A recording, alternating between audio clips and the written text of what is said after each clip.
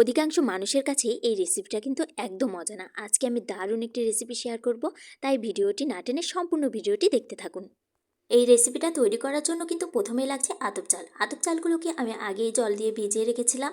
এখন আমি আতপ চালগুলোকে খুব ভালোভাবে বেটে নেব। আর অবশ্যই আতপ চালটা কিন্তু আগে জল দিয়ে ভিজিয়ে রাখতে হবে, তাহলে কিন্তু বাড়তে সুবিধা হবে।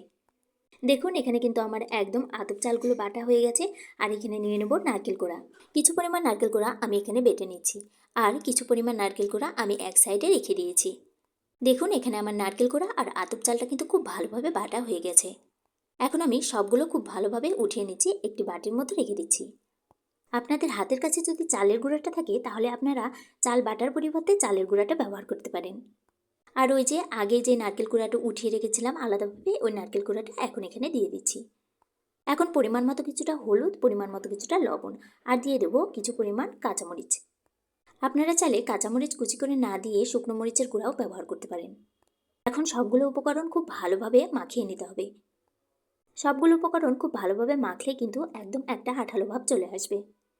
দেখুন এখানে আমার একদম মাখানো হয়ে গেছে। এখন চলে যাচ্ছি চুলাতে। চুলায় একটা কড়াই বসিয়ে দিয়েছি, কড়াইয়ের মধ্যে দিয়ে দিচ্ছি কিছুটা সাদা তেল। তেলটাকে কিন্তু অবশ্যই খুব ভালোভাবে গরম করে নিতে হবে। এখানে আমার তেলটা একদম খুব ভালোভাবে গরম হয়ে গেছে। এখন এগুলো বড়ার আকারে শেপ দিয়ে তেলের মধ্যে দিয়ে দেব।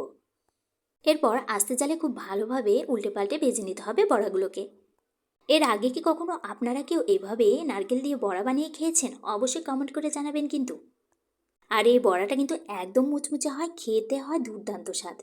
এরকম আরও নতুন নতুন রেসিপি পেতে আমার পেজটির সাথেই থাকুন। ধন্যবাদ।